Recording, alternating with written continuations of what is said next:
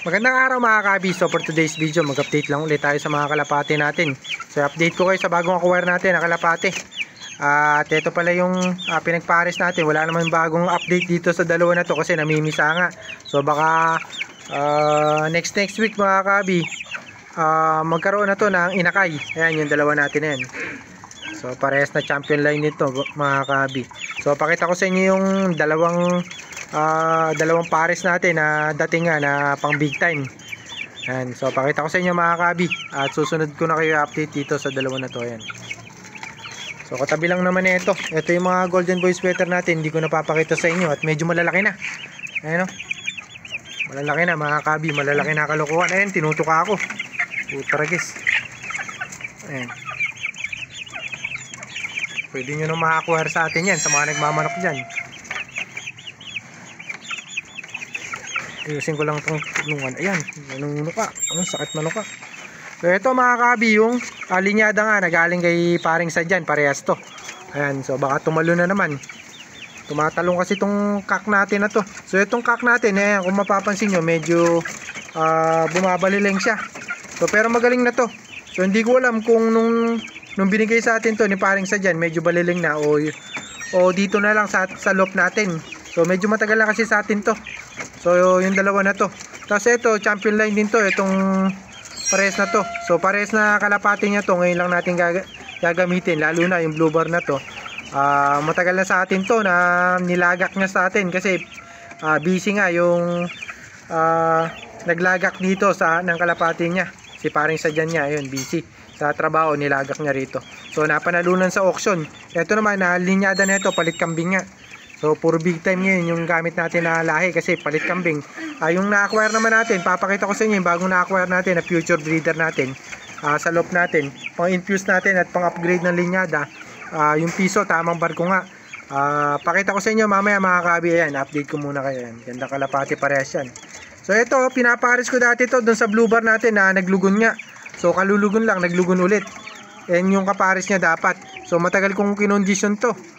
At ayan, nakita nyo. So kung makikita nyo to ng mga dati, talagang mukha siyang basahan niya. Medyo okay na yung itsura niya. Compare nung mga una nga natin na video sa kanya. Ayan.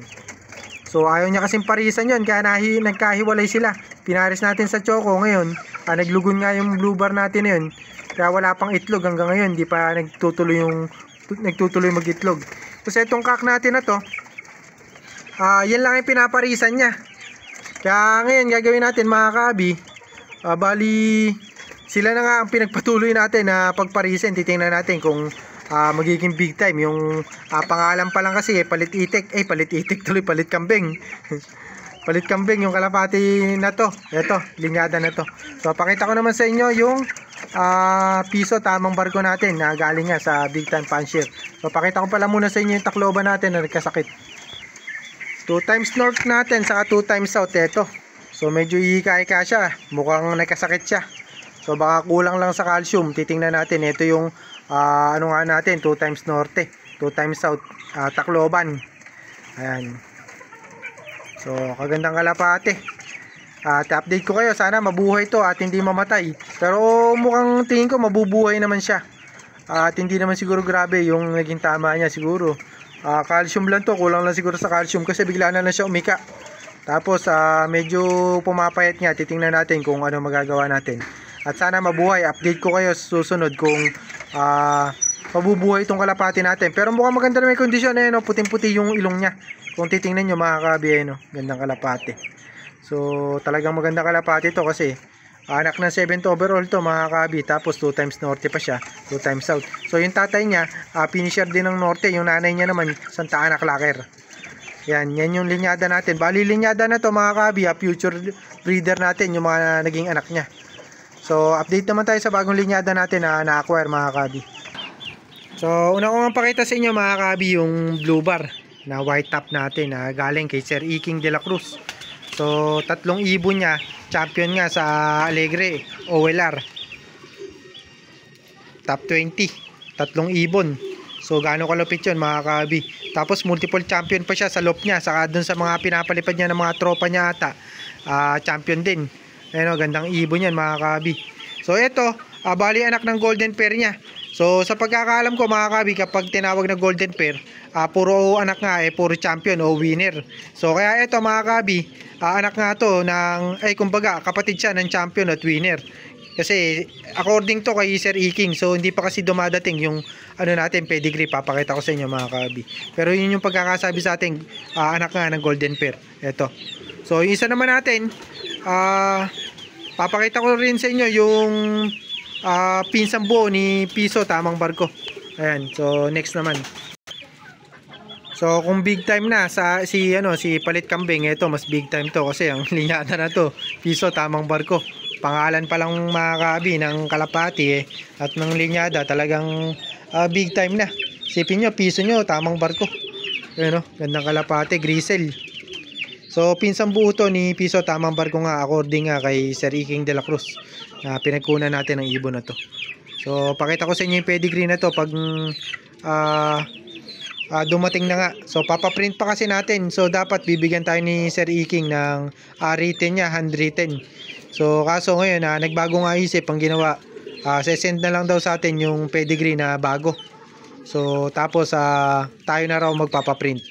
Ayan, gandang kalapati. Sa katawan nila halos parehas nga ng linyada ng mga kalapati natin, di nalalayo.